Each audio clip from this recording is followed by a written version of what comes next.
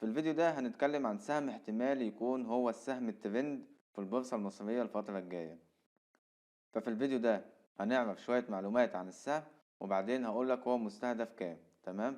أنا مهندس أحمد، كل المطلوب منك إنك تصلي على النبي وتركز معايا. أول حاجة، السهم ده هو سهم العاشر من رمضان للصناعات الدوائية. سعر السهم دلوقتي 2 جنيه 94 قرش، النهاردة 21/2/2024. تعالى بقى على منصة تريدنج فيو عشان نحلل السهم ده. زي ما انت شايف كده ان السهم عامل النهاردة صعود 13%. طب اولا ايه سبب الصعود اللي حصل النهاردة ده 13%؟ اول حاجة سبب الصعود ده ان حصل توصية عليه من رامبل النهاردة. تمام. وبرضه السبب في بداية الصعود ده كانت توصية قصيرة الأجل من رامبل. فاحنا في الأول هنتكلم ونقول لك شوية معلومات عن السهم ده. السهم ده شغال في ايه أصلا، وبيكسب منين، ومستهدف كام. تمام. أول حاجة، دي شركة شغالة في الأدوية.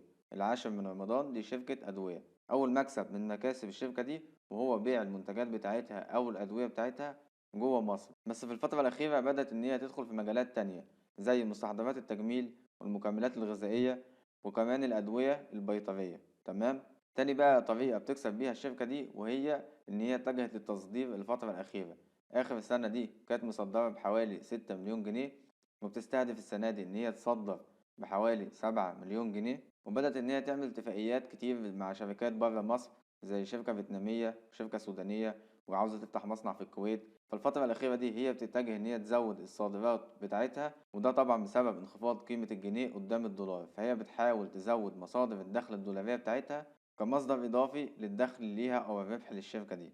تالت أهم معلومة عن الشركة دي إن هي المنتجات اللي هي بتنتجها مش دي كامل طاقتها، هي بتنتج حوالي 40% من طاقتها بس. فهي عندها حوالي 60% من طاقتها لسه مش مستغل.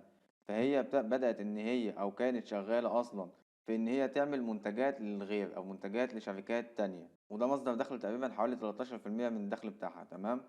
وهي بدأت تشتغل على المصدر ده من مصادر الدخل بتاعها.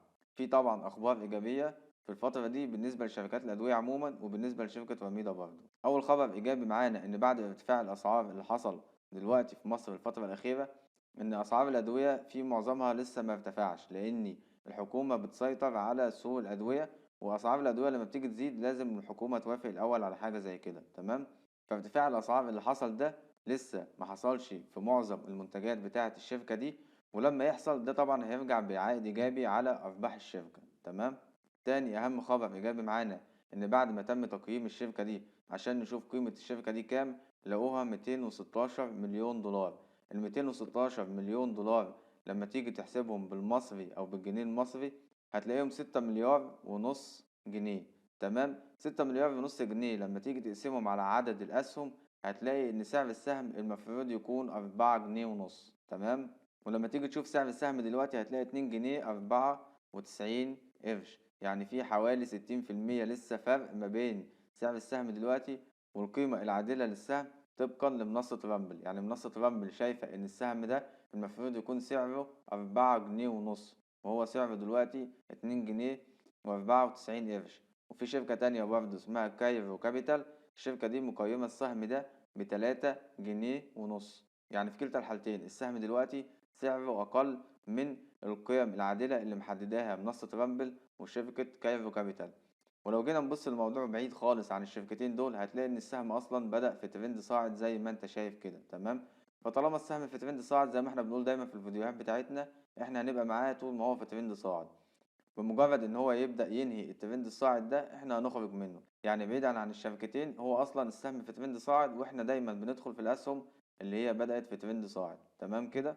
يبقى احنا قلنا مستهدفات السهم ده 4 جنيه ونص طبقا لمنصة رامبل، و3 جنيه ونص طبقا لشركة كايرو كابيتال، والسهم اصلا في ترند صاعد. بس حاجة اخيرة حابب اقولك عليها ان الشركتين دول عاملين التوصية دي كتوصية طويلة الأجل. تمام. مش توصية قصيرة. وتاني حاجة حابب أقولك عليها إن للأسف السهم ده مش موافق للشريعة الإسلامية طبقا لتقرير صندر. تمام. فأنت لو دخلت في السهم ده وربنا رزقك منه بأرباح كويسة، حاول إن أنت تطلع جزء من الأرباح دي كصدقة. تمام. عشان تطهر بيها فلوسك. كده أنا قلت لك في الفيديو ده كل المعلومات اللي أعرفها عن السهم ده، فأتمنى كل المعلومات دي مفيدة بالنسبة لك. ما تنساش بقى تصلي على النبي قبل ما تقفل الفيديو. سلام.